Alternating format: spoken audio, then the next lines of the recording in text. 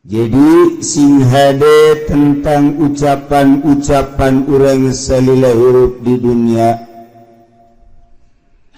lantaran bersinga gilek karena ucapan nu ngaluarkeun urang tina kaislaman. Na'udzubillah min dzalik wa min dzalik.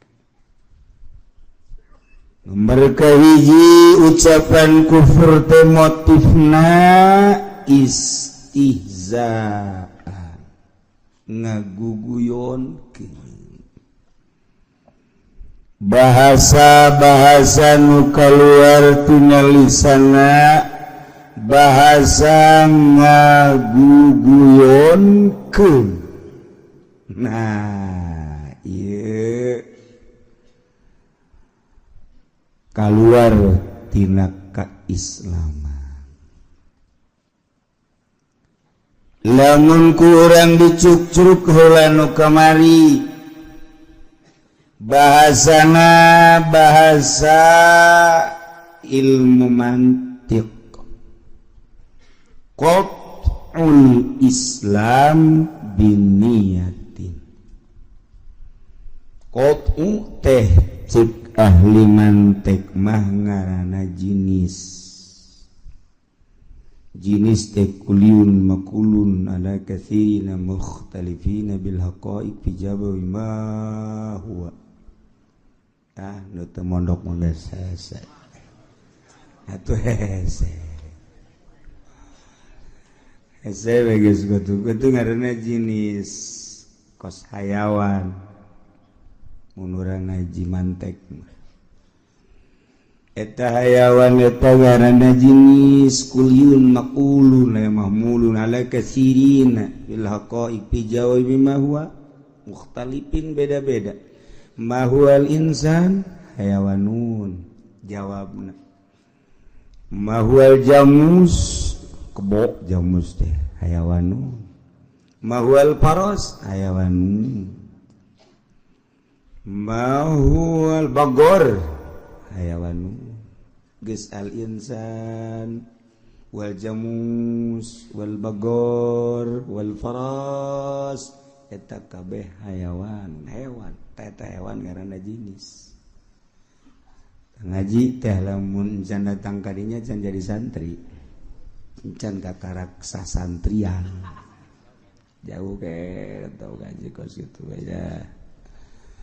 Nah, ieu ge sarua. Qat'u eta jinis murung kana qat'ul Islam jeung liana. Islam eta ngaranna fasal. Jadi megatkeun Islam eta nu kitu ngaranna murtad. Geus kulantaran Islam fasal ngaluarkeun qat'u ghairil Islam. Megatkeun lain Islam mah teu murtad minal ibadat tina berbagai paibadahan. Contoh salat mah lain Islam ibadah di jero Islam. Geus lamun teu salat teu murtad. Teu salat teu murtad. Zaid teu salat teu murtad henteu, tetep Islam sanajan teu salat. Di akhirat ka surga bae aja Islam. Sanajan tu sholat tetap ka surga baik. Ya biasa di kulu bae sakedeung. Ngan Islam mah pokona baheulanan tuh. Jadi tu sholat mah ulah dihukuman kufur atau murtad. Mantak ambalayah bae tu sholat. Kalau mun urang mulai deuleu guari di pamerintahan ambalayah nu sholat. Urang neuleuh di pelemburan pedagang teu kaburu ku daganganna teu salat. Di pamarentah jeung dagang mah pantes teu salat ge emang pinarakaeun nya mah. Ieu di lembur ngurusan nagara teu, urusan pausahaan teu. Sarua teu salat deui. Tong parah jasa teh mah. Parah ka eta tetep henteu kaluar ti Islam teu murtad henteu. kecuali lamun ditanya ki kunaon sia teu salat lah salat teuing jeung janu salat ge karitu keneh bae aing teh salat Izayat salat jacak aing mah bagusan aing sok ta jelema talamun nya ngomongkeun kos kitu istihza kana salat ngomongna istihza aing teh salat Izayat salat tapi jacak aing mah naon hartina salat Izayat bagusan aing ka kos kitu mah teu kudu salat tah nyaritakeun teu kudu salat istihza kana salat murtad ngadeta beda tuh setik tuh lamun teu salat bat teu murtad geus teu salat sia kunaon teu salat henteu bae tuh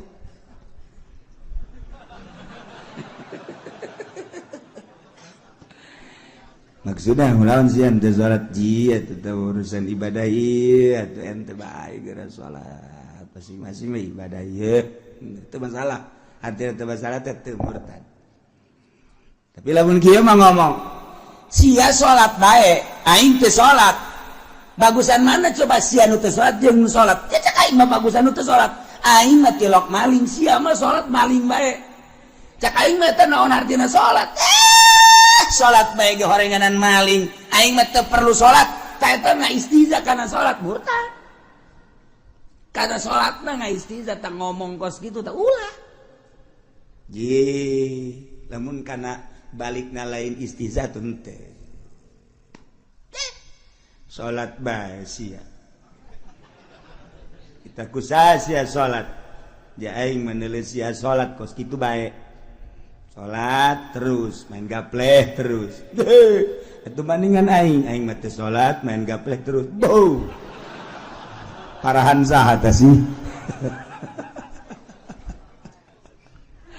masyaallah kuari teu puasa mah kan ibadah puasa mah lain megatkeun Islam ari Islam mah kayakinan nu aya di jero hate kuari mah megatkeun puasa lain megatkeun Islam lah sia percaya bahwa puasa teh wajib percaya tuh aing mah pan sia teu puasa ya urusan teu puasa mah teh lain deui kunaon tuh henteu teh mah aing mah henteu bae pokona aing mah henteu bae soal puasa mah pan selain sia mun gering meureun urusan aing teh mah urusan aing nekadkeun bahwa puasa wajib aing nekadkeun aing ngaji saudara bae sia ngaji di Cilongok aing ngaji sia di jero majelis aing mah di tukang uduk beda posisi doang atuh masalah ngan aing mah teu puasa urusan aing teh mah tah eta nyana teu puasa teu pegat Islam mah tetep di akhirat ka surga bae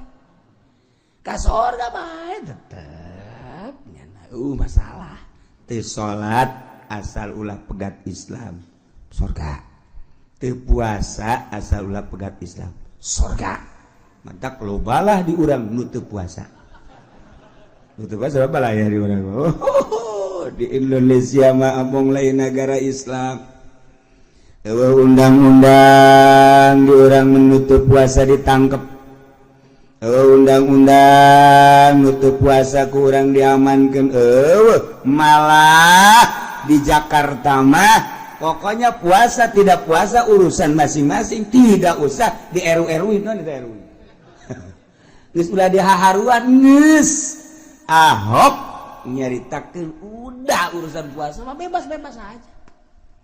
Tuh kan karena nyanana teu puasa. Jeung teu neuleuh mayoritas. Asa teh akur bae padahal minoritas. Kristen di negara orang minoritas, Yahudi atau Katolik minoritas. Tapi minoritas ia hampir ngalahkeun mayoritas. Hampir ngelehkeun mayoritas. Mantak isi nu salah pamarentah apa urang. Urang rakyat mayoritas hargai atuh kudu aya undang-undang menghargai mayoritas. Mun kula jadi DPR na dijieun ku kula undang-undang. DPR na teh nyaho naon atuh. Jadi sarua bae demokrasi na ongkoh demokrasi tapi demokrasi itu jelas. Tapi deuk kumaha ieu? Geus kos kisah bodoh geus teh ieu urang keur nyaritakeun bahwa ucapan anu ngupurkeun kaluar tina kaislaman bentuk istihza. Geus model heula nu tadi lamun kaluar tina Islam murtad teu salat mah lain Islam ibadah teu murtad, teu puasa mah lain Islam tamah sakadar teu ibadah puasa teu murtad, teu munggah haji. Awak sehat dunia loba kesempatan aya tapi nyana teu munggah haji atuh henteu kaluar tina Islam tamah aja ibadah. Da kaluar teu kufur nu kos itu mah. Ngan dibuatlah aturan di negara syariat mamun teu salat negara kudu manggil, teu puasa kitu keneh. Munggah haji ngan tarohi, munggah haji mah tetep nasehatan kurang. Ima keur carita di Indonesia mah masya Allah. Henteu dititahan ge munggah haji teh kuotana kuari urang lamun daftar kuari menangna engke tahun 2028. Coba ge kuari jadi lamun kuari gitu 2015 kalau mun kuari daftar menangna 2008 sabaraha tahun? Sabaraha? 13 tahun karak ka Mekah. Mun kuari daftar umurna 60 tambah 13 henteu kudu ragang ti kapal tama kubur geus. Ieu keur carita. Gad tetep daftar mau daftar bae. Ulah kieu lah cenah kiai dek daftar umur geus kolot aju lamun daftar menangna 2028 berarti 13 tahun lah ulama geus moal munggah haji ji atuh ditanyakeun ke di akhirat encan gugur teh sing hade kewajiban hajina ku sebab teu daftar awas di akhirat bakal ditanya zai ulan siap kuari waktu di dunia kulon teu munggah haji abdi Gusti mun daftar nungguana 13 tahun eta mah urusan 13 12 15 eta mah lain urusan sia tapi sia kulon henteu sejak daftar sakitu dang. Nah sia kulantaran teu sejak daftar munggah haji maka memeh ka surga mesti ka neraka heula. Can gugur teteh kata kelipanan. Tapi lawan Zat bulan. Pada umur 70 waktu maut abdi ieu 75. Munggah haji henteu Gusti Maha Uninga. Daftar abdi waktu umur 60 abdi daftar. Aju kulantaran pamarentahna ngambai abdi manggeus rindu jasa ka Baitullah yang munggah haji tapi ternyata Gusti sataun deui abdi rek munggah haji ku Gusti pan abdi dipundut eta mah Gusti nu salah sia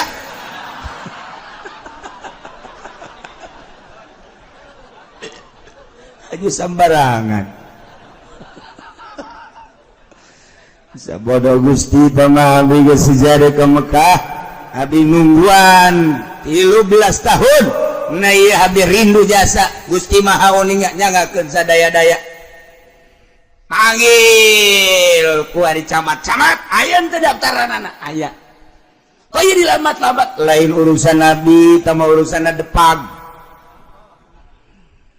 panggil depag jeung bupati-bupatina heula bupati sebagai kepala daerah mohon abdi aya daftaran teu ngaran Zaid tadi nagara sia aya kunaon ieu teu diberangkatkeun urusanna lain abdi mah urusanna SPPT pembangunan jalan abdi mah eta bae sakolahan urusan munggah haji ku abdi geus diserahkeun teh ka depag sa depagna panggil le wani dilamat-lamat abdi ge meunang instruksi ti ditu ti provinsi sa provinsi gubernurna panggil atut boro-boro ngurusan nu kitu cak atut abdi mah santren ngan teu ngaji-ngaji ganti Rano Karno panggil Rano Karno urusan anak mah urusan depak kayak Kanwil itu panggil panabdi gaya menang menteri dalam negeri sama urusan nanya ngakeun ka pusat ka ditu pusat dipanggil well dia dilambat-lambat terus ditanya alasan demi alasan Jokowi maju terus mah geter-geter Jokowi. Masya Allah marukan gua tapi lamun beralasan masa mun teu beralasan ieu. Alasanna nu mantaki dilambatkeun hiji teu katampung di Mekahna. Nomor kahiji nomor kaduana nu mantak dilambat-lambat ieu teh kitu hotelna teu mahi di samping Arafahna hotel-hotelna lamun disakaliguskeun Gusti ieu urang Indonesia pan lain Indonesia bae aya Pakistan aya India aya Turki maka nu mantak dilambatkeun teh supaya teratur ieu di Mekahna naon deui katiluna mah Gusti hampura naon lah eta mah naon aduh Gusti mah mal dibejakeun sia goblok dibejakeun daftar 20 juta nungguanana 10 tahun 15 tahun nah ieu teh kapan aya anakan abi butuh jangan bangun negara tina anakna eta lamun nunggu teh aya kitu 100.000 manusia mungkin 200.000 manusia mungkin 300.000 manusia 500.000 manusia 1 juta manusia nunggu saurangna 20 juta kuari kali 10 tahun berarti sabaraha duit anakna ta eta teh kusia dikamanakeun lah Gusti geus ulah ditanya abi mah kanarakakeun we Gusti amal bisa dek kuku wage beres engke ujianna di akhirat mah di sidang mulai nu kaliwat hiji-hiji atan berbagai alasan-alasan bener jeung teu bakal kajahoan ke di akhirat kuari bisa sumput salindung urang alasan-alasan baik urang ka masyarakat ka keluarga tetapi di akhirat bakal dibuktikan masyaallah dina surat wal adiyati dhabhan wal adiyati dhabhan fal muriyati qadhan fal mughirati subha fa azana bi naqa fa wasatna bihi jama innal insana li rabbih lakanu wa innahu ala zalika la syahid wa innahu lihubil khailas afala ya'lamu idza buthira ma fil kubur wa husila ma fis sudur bakal diborekel-borekel ke naon nu aya di benak hati urang. Ieu tah urang kudu rada di pikiran teh eta. Masyaallah, sakedeung hirup di alam dunia. Keur carita urang sumput salindung aya kauntungan pake meuli mobil nyeun imah kawin deui ngan saukur kanikmatan sabaraha taun tapi di akhirat dibeulem. Kudu mikir kadinya wa husila ma fis inna rabbahum bihim yauma idzil lakhabir.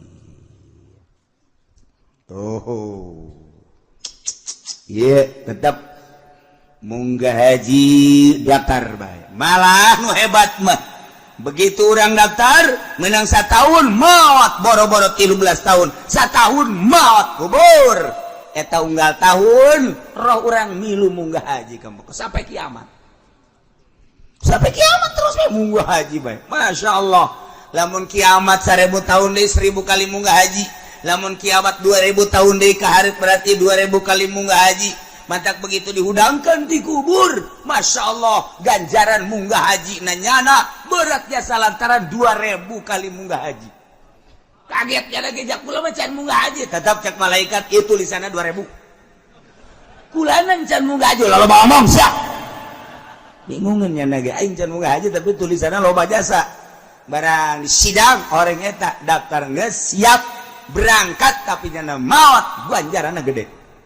Mantak maningan urang ka Mekah paeh apa maningan urang ka Mekah balik deui ka imah. Nah, kiai cenah mending balik deui bae. Balik deui bae. Sia teu butuh ganjaran ulah kitu kiai. Tetep balik bae.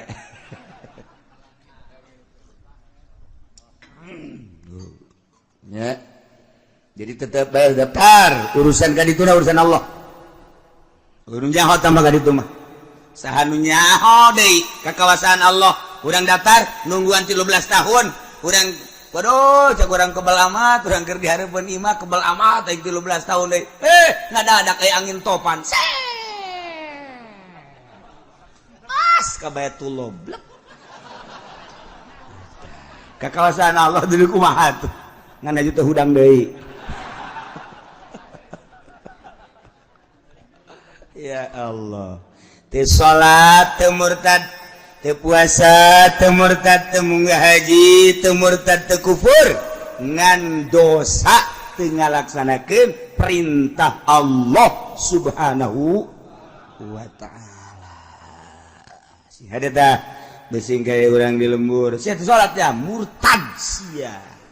Ulah geus nyaho urang kuari mah. Sia teu puasanya kafir sia.